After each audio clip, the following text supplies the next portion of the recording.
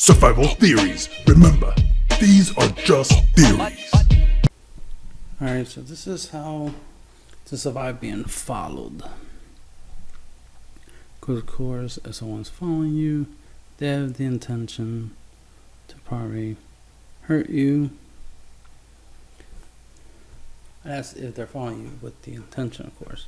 If they're following you just to give something back to you that you dropped, or give something, or to, ask you a question in case they know you, or they have some interest in you, they want to get to know you, that type of stuff.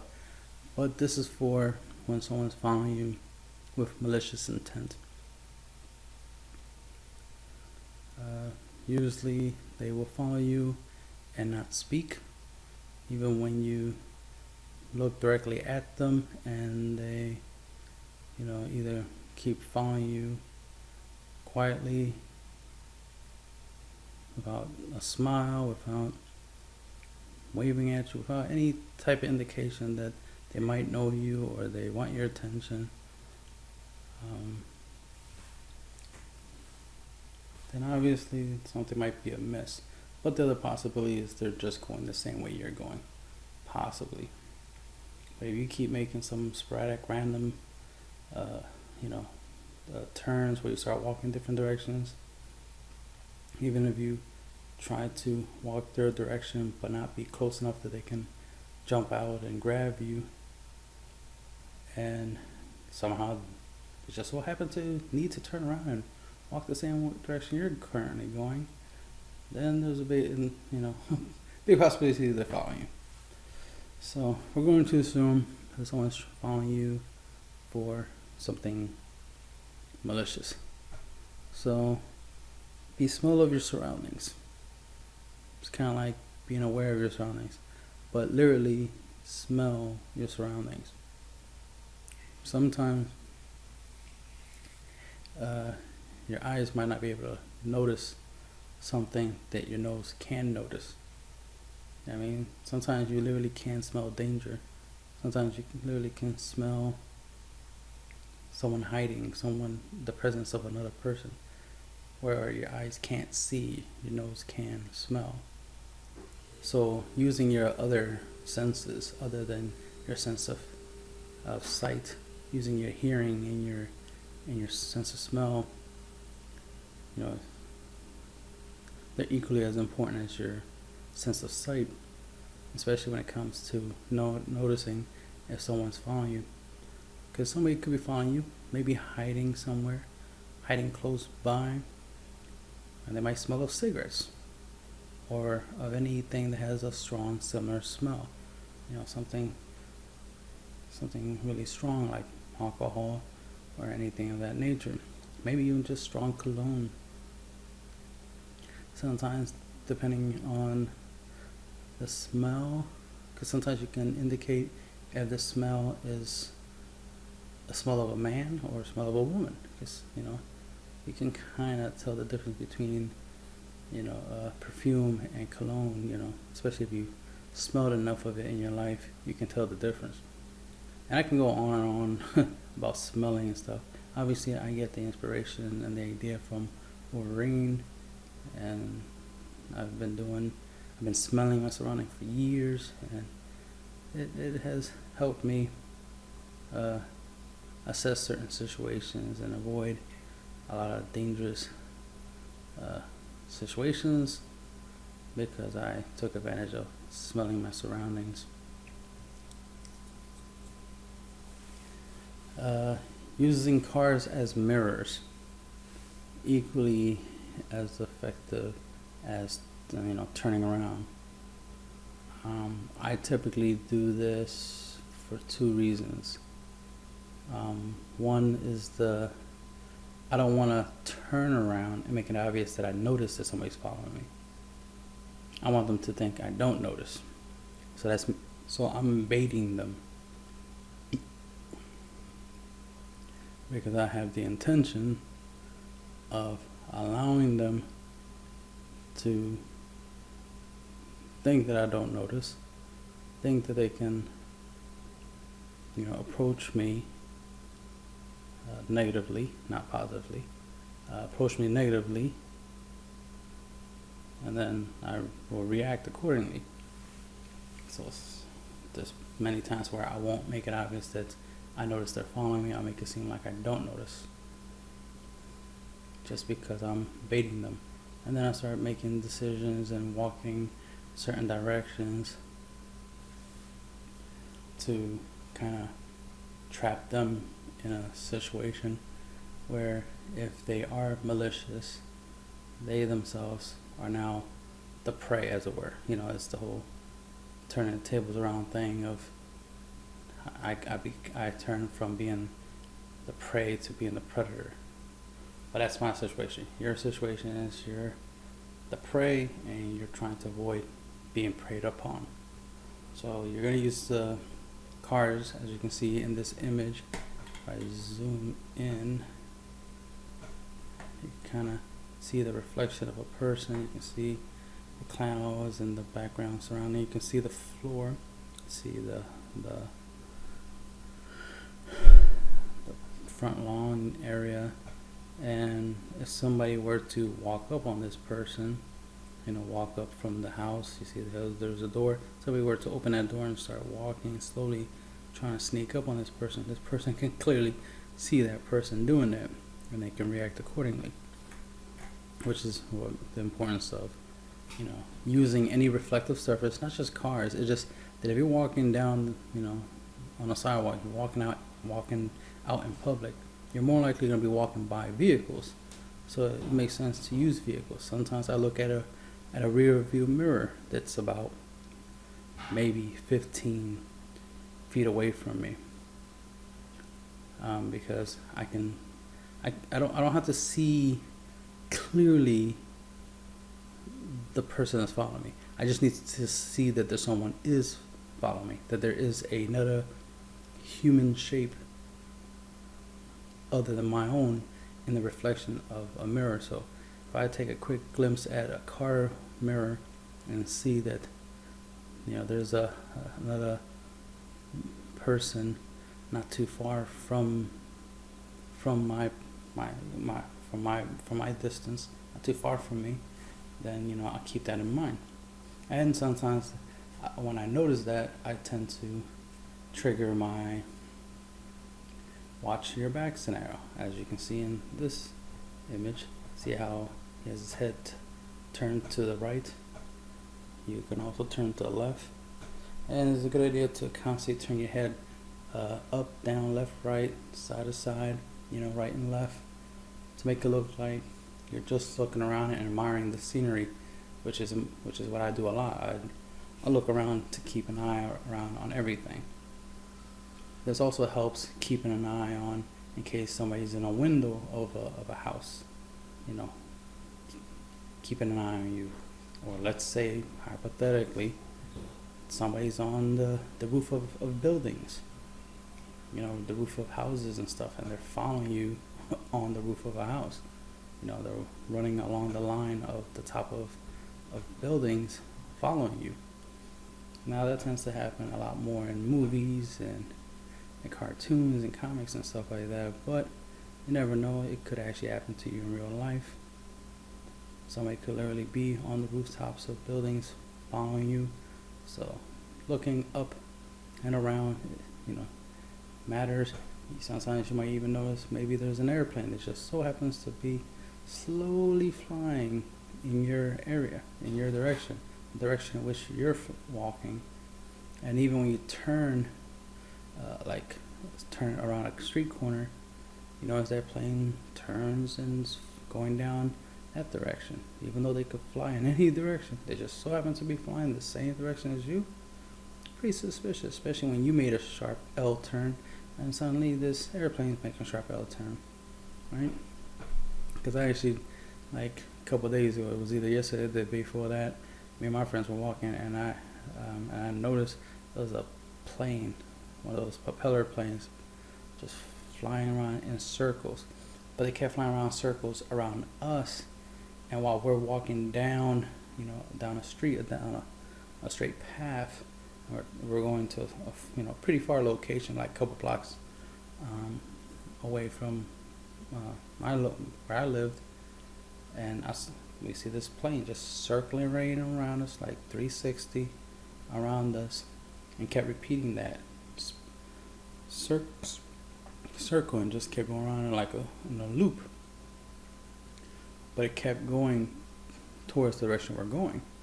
And it was kind of weird. Like, why doesn't it just fly straight down the direction we're going? If they are trying to go that way, why are they spinning around? Why are they just literally going around in circles above us, going the direction we're going? That's weird, right? You know what I mean? So to me, that felt like a big indication that they were following us. That they were probably recording us, taking pictures. It's hard to say. Sometimes I kept seeing some like glare, like some light glares. Might have been just reflections of the sun on the plane's surface, but it could have actually been camera flashes. I don't know. It could have just been glare of a digital camera, like a big camera recording, and the glares I kept seeing were the reflections of the sun hitting the lens of the camera. Either way, it was pretty suspicious. Even if it was a coincidence or meant nothing, it was pretty suspicious. Because once we got to our destination, the plane actually did end up going towards our destination, kept following us towards our destination, and then once we went indoors, the plane just disappeared. When we came back, it's not like it was still circling, still flying around, following us, as it were. So it could have been a big coincidence, but a lot of times coincidences aren't coincidences. Anyway, moving along, don't want to make this video too long. Walking in wide areas. As you can see, I have an image of this lovely lady walking down in the middle of the street. I don't recommend directly walking in the street, but many times I have, especially if the street itself, instead of walking on the sidewalk, it's better to walk in the street, because you can see if somebody were to come after her, it would be a little bit too obvious, because why is there somebody else on the street other than you? It's weird enough that you're already on the street, right? You're walking on the street, potentially running the risk of getting hit by a car, which shouldn't happen, because you should be watching your back anyway. You should be making sure that you're not disturbing traffic, and you're not directly in the flow of it, that you're just taking advantage of the fact that the street is wider than the sidewalk. The sidewalk is more narrow because it's obviously making space for cars, making space in the street for the cars. So I kind of like taking advantage of the fact that if there's a empty street, I go from the sidewalk and I start walking on the street. You know what I mean? Sometimes you might just go from one sidewalk to the other sidewalk. You'll cross the street to avoid being on the same street, the same sidewalk as a person that might be following you. Now, it could be just they're just going the same way as you. You know what I mean? So if you cross the street, it wouldn't be much of an issue. They probably feel better that you cross the street and you're not on the same side, because maybe they might feel that you're a threat to them or something like that. So they'll probably feel safer if you did cross the street, and then it's good for everybody. But if they are after you, they more likely might want to try to play catch up, as it were, and they'll try to come over to your side and catch up with you, or they're just following you until you get to your house and try to get at you later and whatnot. And that's another thing, is it'll go on. I can go on for hours about different possible scenarios. The idea of this is, if somebody's following you, you want to keep some distance. You don't want to be an easy target. So walking in the streets, while it's empty, while there's no, large amount of traffic, take advantage of walking on the street. You don't have to walk directly in the middle. Like I said, like in this image, you can walk close to the vehicles. You can walk adjacent to the vehicle. It's just that if something were to happen, you have all this space, and the fact that you can run real quick in between a couple cars, and then, you know, try to zigzag, you know, back and forth, going in the street, back to the sidewalk, in the street, back to the sidewalk, using the cars as protection, you know what I mean? Just zigzagging between the cars, you know, makes it hard for them, you know, for somebody to come get you, because the cars will get in the way, and they have to, you know, they have to zigzag two vehicles to try to get to you. So that comes in handy. Hiding in crowded areas, not necessarily hiding, but, I mean, you'll hide, but the idea is try to stay in surrounded areas, lit areas. You want to be in areas where, you know, people are, so if something were to happen to you, you have a better chance of someone coming to your aid, you know, someone, you know, helping you out.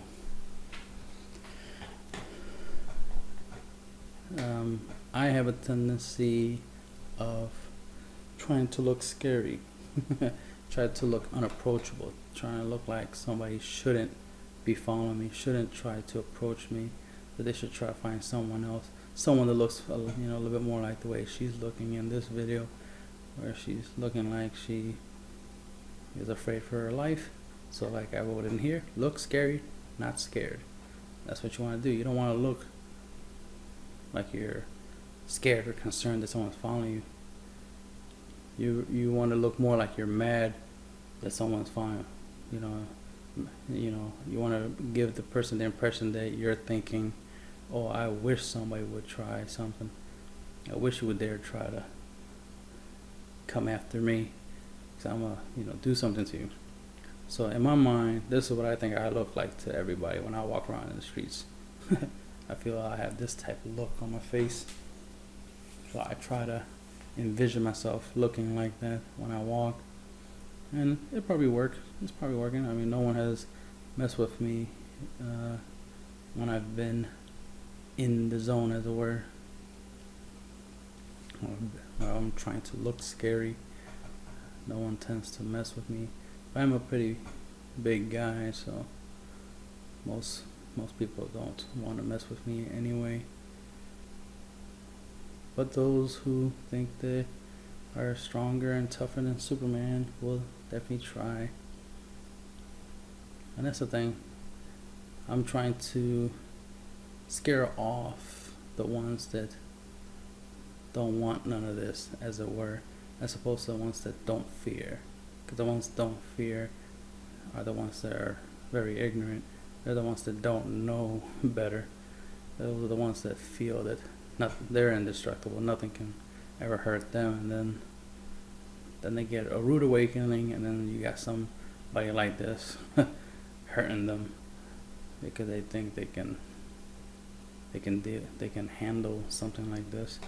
But anyway, the idea is to, like I said, is to look threatening, so that way you can reduce the chances of anyone trying to mess with you in the first place. I already mentioned the crowd scenario. I don't think I gave too much information, but the idea is, you want to be in a crowded area, but you want the crowded area to also be open. Crowded areas in the subways are not really the best. Like, I don't agree with the idea of like running into the subway real quick where there's a whole bunch of people there. It's not the best thing. One, because the fact that it's small and enclosed. It's a small enclosed area, and that's the thing, is you don't want to be in a situation where it'll be hard for you to run or escape, because if somebody decides to pull out a gun and start shooting, you're stuck underground. You know what I mean?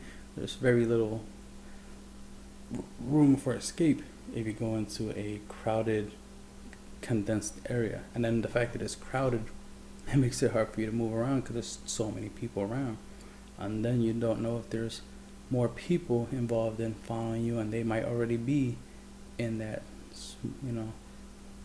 crowded, restricted area.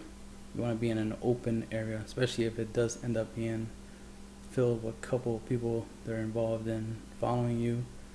At least you have enough space that once you notice that, you can run. You won't be stuck, in a mousetrap, as it were. But the shadow, I tend to use this a lot because sometimes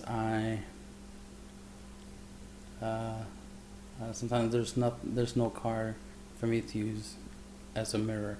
I can't smell a person, but I can see a shadow of somebody, so I can hear that somebody's following me. I can see their shadow. I can't smell them. I can't see them indirectly. I will have to actually turn around and look to see them, but I can't see their shadow. And if I want to make it seem like I don't notice they're there, or make the situation, I don't want to escalate the situation, I will look around and notice their shadow and gauge how far from me they are, because the more of their shadow you can see, the closer they are. The less you see, the better. If you can only see like the top of the head of their shadow, or like their full head of their shadow, they're a pretty good distance away from you. I mean, they're like at least a good maybe 3 arms length away from you.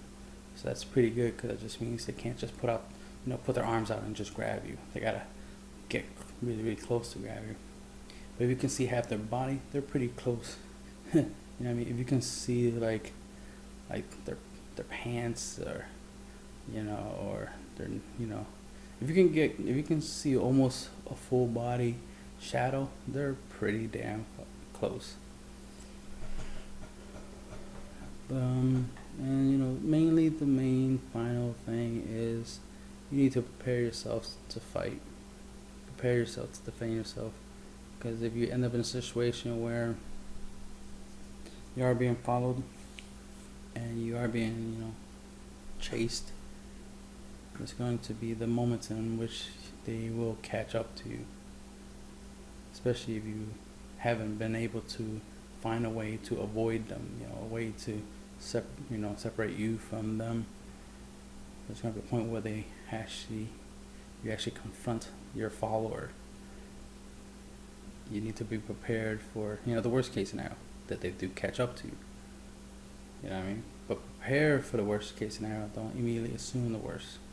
Prepare for it, because again, they could just be following you because you dropped something. They could potentially know you, and they just want to speak to you. Or they just might happen to be going your way. So don't overreact. That's one of the things, is that you need to be able to identify the situation, assess the situation, to know are you at a threat? Are you in danger or not? And you're hoping not to be in danger, but you're still prepared for the fact that you might be in danger. I think those are all the little notes. Watch, listen, and smell your surroundings. Practice watching your back through your peripherals. Use car windows to watch your back. Watch shadows around you. Use crowded areas as cover. Walk on wide areas like the street instead of the sidewalk. Avoid walking in narrow areas that will restrict your escape, obviously. Don't go into subways to try to avoid somebody. Don't try to go in an alley, trying to avoid somebody. Not the best ideas in the world. Those will actually cause you more problems than they will help you solve. Walk faster if you feel you're being followed, instead of like taking a normal, slow, sightseeing, stride. You might want to speed up a little bit, like you're in a hurry to get somewhere. Don't just flat out run yet, unless you notice that they're trying to speed up their walking to catch up with you. Then you might want to make one or two decisions. Take the risk of looking like a fool, running for no reason, because they weren't really following you. They just, decided to speed up. They're walking just when you decide to speed up your walking. But either way, you're going to make the decision to run, except the fact that you might feel embarrassed that you ran for no reason because the person really wasn't following you. But the old saying, better safe than sorry, right? It's better to run and look like a fool than not to run and be a fool, you know what I mean? So, and of course, prepare yourself for a confrontation, prepare to fight or run, and try to look unapproachable, you know, try to look angry and very serious, like machete. And that's the end of the video.